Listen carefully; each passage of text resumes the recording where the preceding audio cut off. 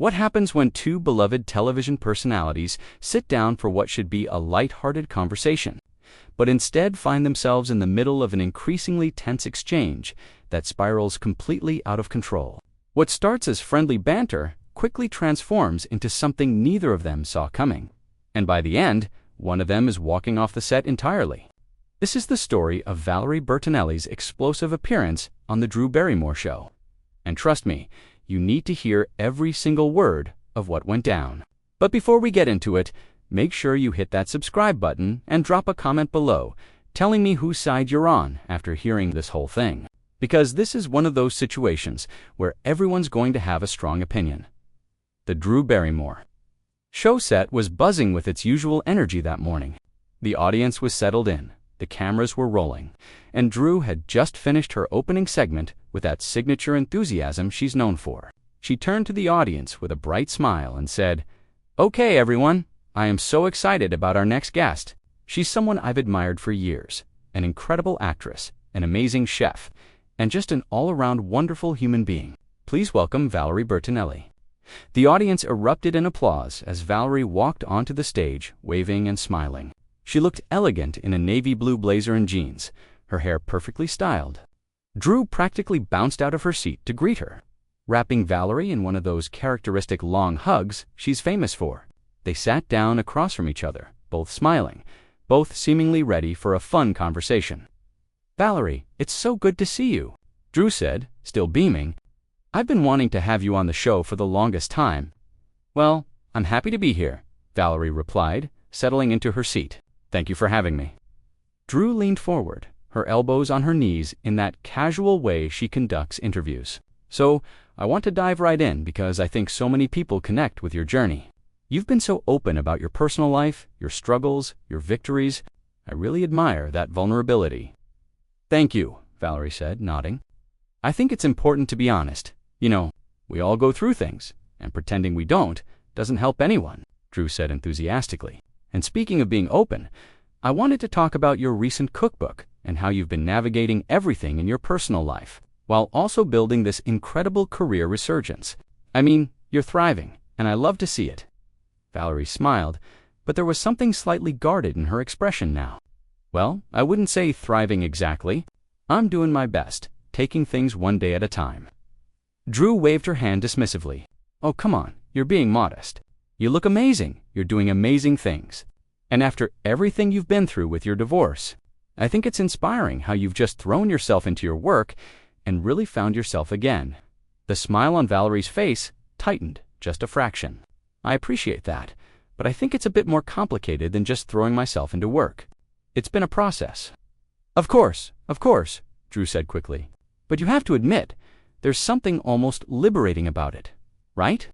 Like, I remember when I went through my divorce, and once I got past the initial pain, there was this sense of freedom. Did you feel that way?" Valerie shifted in her seat, and if you were watching closely, you could see the first signs of discomfort. "I think everyone's experience is different. Drew, for me, it wasn't really about feeling liberated. It was more about trying to figure out who I was again after spending so much of my life in that relationship." "Right, totally?" Drew nodded, but she pressed on. "But now you're on the other side of it, and you can look back and maybe even laugh at some of it. I find that humor really helps with healing." "I don't know if I'd say I'm laughing about it," Valerie said, her tone becoming noticeably cooler. "It was a really painful time in my life, and I don't think I'll ever find it funny." Drew seemed to sense the shift, but continued anyway. No, I don't mean laugh at the pain. I just mean like the absurdity of it all sometimes. You know what I mean? Like looking back and thinking, wow, I really put up with that." Valerie's jaw tightened. "I'm not sure I follow what you're getting at." The audience had gone quiet now, the energy in the room shifting noticeably. Drew, perhaps not fully reading the room, kept going. "I just think it's interesting how we women tend to lose ourselves in relationships, especially marriages, and then when they end, we have this opportunity to rediscover who we are. And you've done that so beautifully." "Drew, I appreciate what you're trying to say," Valerie said, her voice measured but firm. "But I'm not comfortable with this narrative that my divorce was some kind of gift or opportunity. It was a loss, a significant one, and while I've worked hard to move forward, I don't think it's fair to characterize it as something positive." Drew's smile faltered for just a moment. "Oh, I wasn't trying to say it was positive. I was just trying to highlight your strength in getting through it." "But that's the thing," Valerie said, leaning forward slightly. "You keep framing it like I needed to get through something to become this better version of myself, like I wasn't whole before. That's not what happened. I was a complete person in my marriage. The marriage ended, and now I'm navigating a different chapter of my life. But I wasn't broken, and I didn't need to be fixed." The tension was palpable now. Drew clasped her hands together, clearly trying to reset the conversation. "You're absolutely right, and I apologize if it came across that way. I think I was just trying to relate through my own experiences, but you're right that everyone's journey is different." "I appreciate that," Valerie said, though her posture remained stiff. Drew took a breath and smiled again, attempting to lighten the mood. "Let's talk about your cooking. Your new cookbook is incredible. I made one of your recipes last week, and it was so good." "Thank you," Valerie said, her expression softening slightly. "Cooking has always been a passion of mine, so putting together the cookbook was really special." "And you've been doing a lot of cooking content online too, right?" Drew asked. "I love watching your videos. There's something so comforting about them." "I'm glad people are enjoying them," Valerie replied. "It's been a nice way to connect with people and share something I love." Drew nodded enthusiastically. "It's interesting, though, because you've really leaned into the whole comfort food thing. And I wonder if that's connected to everything you've been through emotionally. Like, are you feeding yourself in ways you weren't being fed emotionally before?" Valerie's eyes narrowed slightly. "I'm sorry, what?" "I'm just saying," Drew continued, apparently not noticing the warning signs. "Sometimes we use food as a way to nurture ourselves when we're not getting that nurturing from other places. And I think that's beautiful.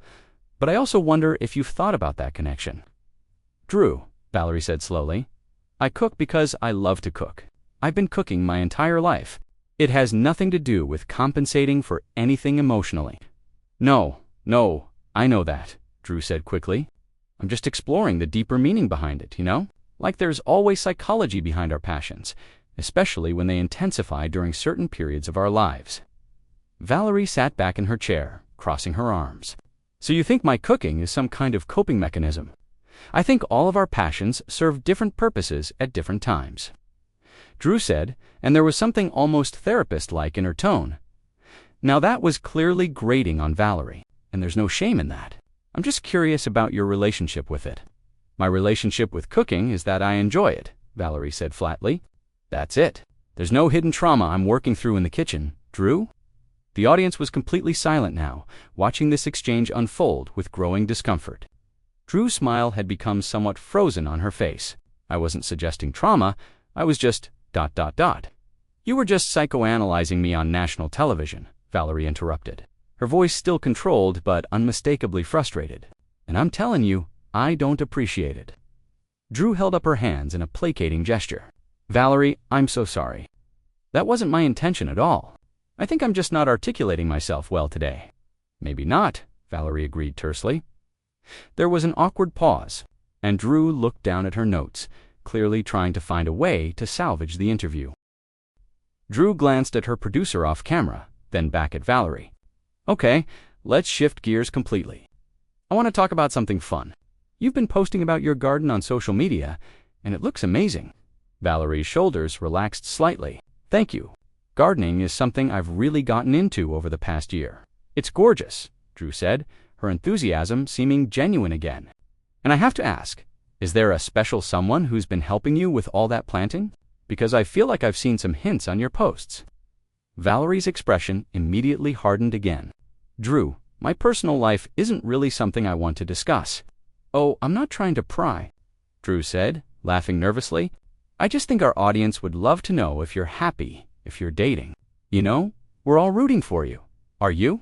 Valerie asked, and there was an edge to her voice now. "Because it feels like you've spent this entire interview trying to dissect my divorce, analyze my emotional state, and now you want to know about my dating life. This isn't what I agreed to talk about." Drew's smile wavered. "I thought we were just having a conversation. I share everything about my life on this show." "That's your choice. But just because you choose to share everything doesn't mean I have to. And frankly, I find it a little invasive that you keep pushing." "I'm not pushing," Drew protested. I'm asking questions. That's what talk shows are. There's asking questions, and then there's disregarding someone's boundaries, Valerie countered. I've redirected this conversation multiple times, and you keep circling back to things I've made clear I don't want to discuss. The audience shifted uncomfortably in their seats. Drew looked genuinely confused now. Valerie, I'm really not trying to make you uncomfortable. I think maybe there's been a misunderstanding about what kind of interview this was going to be. Maybe there has been, Valerie agreed, her voice tight. Because I was told this was going to be a light-hearted conversation about my cookbook and my career. Instead, I feel like I'm in a therapy session I didn't sign up for. Drew's face flushed slightly. That's not fair. I interview people about their lives all the time. That's the whole point of the show, to connect on a deeper level. Connecting on a deeper level requires consent from both parties, Valerie said. You can't just decide you're going to dig into someone's personal pain because you think it makes for good television. I wasn't doing that, Drew said. And now there was a defensive note in her voice. I was trying to have an honest conversation about real-life experiences. I thought you of all people would appreciate that, given how open you've been in your memoir. Valerie's eyes flashed. Writing about my experiences in my own words, on my own terms, is completely different from being interrogated about them on live television. Do you really not see that distinction? I wasn't interrogating you, Drew said, her voice rising slightly. I was asking questions that I thought were fair game-based. On what you've already shared publicly, just because I've shared something publicly doesn't give you carte blanche to weaponize it in an interview, Valerie shot back. And yes, I said weaponize, because that's what it feels like when someone takes your vulnerability and uses it as fodder for their show without any regard for how you might feel about it in the moment. The energy in the studio had completely shifted now. What had started as mild discomfort had evolved into something much more serious. Drew looked toward her producer again, clearly unsure how to proceed. I don't know what to say, Drew finally said, her voice smaller now. I feel like everything I'm saying is coming out wrong. Maybe it's not about how you're saying it, Valerie suggested. Maybe it's about what you're choosing to focus on in the first place. Drew took a breath, visibly trying to compose herself. Look, I think we both care about being authentic and real. That's something I've always admired about you. So can we just reset and have an actual conversation instead of this back and forth? I'm not sure we can, Valerie said honestly, because I don't trust right now that you're going to respect my boundaries. You've already crossed them multiple times in the span of 15 minutes. That wasn't my intention, Drew insisted. Intention doesn't erase impact, Valerie replied. You can have good intentions and still hurt someone. And right now, I'm telling you that I'm hurt and frustrated by how this interview has gone. Drew nodded slowly, and for a moment, she looked genuinely remorseful. I hear you, and I'm sorry. Can we please just try to finish this conversation on a better note? I don't want you to leave here feeling this way. Valerie considered this for a long moment.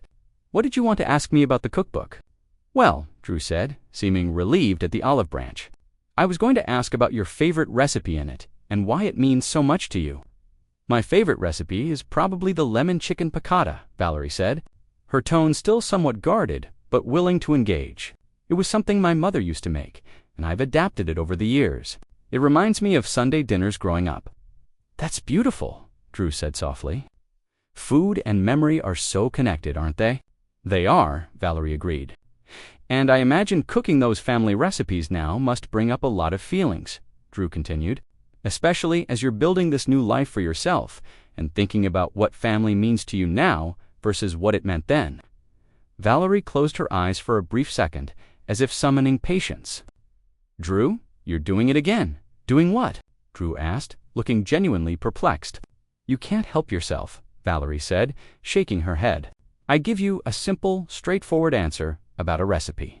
And immediately you're trying to dig deeper, trying to find some emotional wound to explore. A recipe is just a recipe sometimes. A memory is just a memory. Not everything needs to be analyzed. I'm a curious person, Drew said, and there was a hint of defensiveness creeping back into her voice.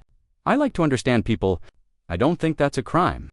It's not a crime, but it is exhausting, Valerie replied, especially when the person you're trying to understand is actively telling you to stop. Drew sat back in her chair, crossing her arms now. You know, I have to say, I'm a little confused about why you agreed to come on a talk show if you didn't want to talk. The audience audibly gasped at that comment. Valerie's eyes widened in disbelief. Excuse me, Valerie said, her voice dangerously quiet. I'm just saying, Drew continued, apparently committed to this path now. Talk shows are about conversation, about opening up. If you wanted to just promote your cookbook without any personal questions, maybe a talk show wasn't the right venue. Valerie stared at her for a long moment, and you could see the anger building behind her eyes. That's really what you're going with right now? Valerie asked, her voice still controlled but unmistakably furious. You're going to suggest that I'm the problem here because I won't let you treat me like a therapy patient. Drew uncrossed her arms, realizing perhaps that she'd gone too far. That's not what I meant. Then what did you mean? Valerie pressed, because it sounded an awful lot like you were saying. Shouldn't have come on your show if I wasn't willing to be emotionally eviscerated for your audiences. Entertainment, I would never. Want to eviscerate anyone? Drew said, her voice shaking slightly now. That's not who I am or what this show is about. Then explain to me what just happened here, Valerie demanded. Because from where I'm sitting, you've spent the last 20 minutes ignoring every single boundary I've set, making assumptions about my emotional state, psychoanalyzing my hobbies, and now you're essentially blaming me for not being vulnerable enough for your liking. I'm not blaming you for anything, Drew insisted. I'm just trying to explain that this show is built on emotional honesty and connection. That's what people tune in for. Emotional honesty requires mutual respect, Valerie said. You can't demand someone's emotional honesty while simultaneously disrespecting their clearly stated boundaries. That's not connection, Drew. That's exploitation. The word hung in the air like a bomb. Drew's face went pale. I have never exploited anyone on this show. Maybe not intentionally, Valerie said, but impact matters more than intention. And the impact of this interview has been that I feel disrespected, pushed, and frankly, ambushed. Drew repeated, and now there was anger in her voice too. I asked you normal talk show questions. If you felt ambushed by that, maybe you need to examine why you're so defensive about your own life. The audience gasped again, louder this time. Even Drew's producer could be seen on the side of the stage, making frantic hand signals, clearly trying to get Drew to stop talking. Valerie stood up slowly, removing her microphone. I'm not doing this anymore. Wait, what are you doing? Drew asked, standing up as well. I'm leaving, Valerie said calmly, though her hands were shaking slightly as she unclipped the microphone pack from her waistband. I'm not going to sit here and be told that my boundaries are defensive, or that I'm the problem because I won't perform emotional vulnerability on demand. Valerie, please sit down, Drew said, and there was genuine panic in her voice now. We can work this out. Let's just take a breath and start over. No, Valerie said firmly, setting her microphone on the chair. I've given you multiple opportunities to course correct, and instead, you've doubled down every single time. You just told me that maybe I need to examine why I'm so defensive. Do you understand how condescending that is? How dismissive? Drew reached out as if to touch Valerie's arm, but Valerie stepped back. Don't? I came here in good faith, Drew. I came here to talk about my work, to connect with your audience, to have what I was promised would be a fun, light conversation. Instead, I've been poked and prodded and analyzed, and when I pushed back, I was told that I'm the one with the problem. That's not what I said, Drew protested weakly. It's exactly what you said, Valerie countered. You said maybe I need to examine why I'm so defensive. That's blaming me for having boundaries, for not wanting to be treated like a case study. The audience was completely silent now, watching this unfold with a mixture of shock and discomfort. Some people in the front row looked like they wanted to disappear into their seats. I'm sorry, Drew said, and tears were visible in her eyes now. I'm really sorry. I never meant for any of this to happen. I believe that you didn't mean for it to happen, Valerie said, her voice softening just slightly. But it did happen. And now I need to leave because I can't keep doing this dance where you hurt me. I tell you that you've hurt me, and then you make it about your intentions instead of my experience. Please don't go, Drew said again. We have 10 more minutes of the show. Then fill it with something else, Valerie said, picking up her purse from beside the chair. Run a pre-recorded segment. Do a cooking demonstration. I don't care. But I'm done. Drew looked desperately toward her producer, who was already rushing onto the stage.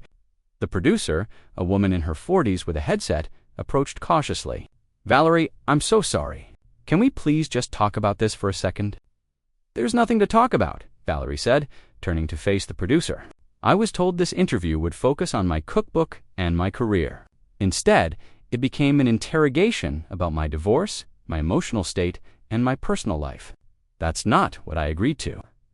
"I understand," the producer said carefully, "and we should have been clearer about the direction of the conversation. But please understand that Drew's interview style is very personal and emotional. That's what her audience expects. Then her audience can expect it from someone else today," Valerie said, "because I'm not obligated to provide emotional content just because that's what people expect. I'm a human being, not a content machine." Drew wiped at her eyes, smearing her makeup. "Valerie, I'm begging you, please sit back down. We can talk about whatever you want for the rest of the interview. You can plug your cookbook. We can cook something together. Anything. Just please don't leave like this."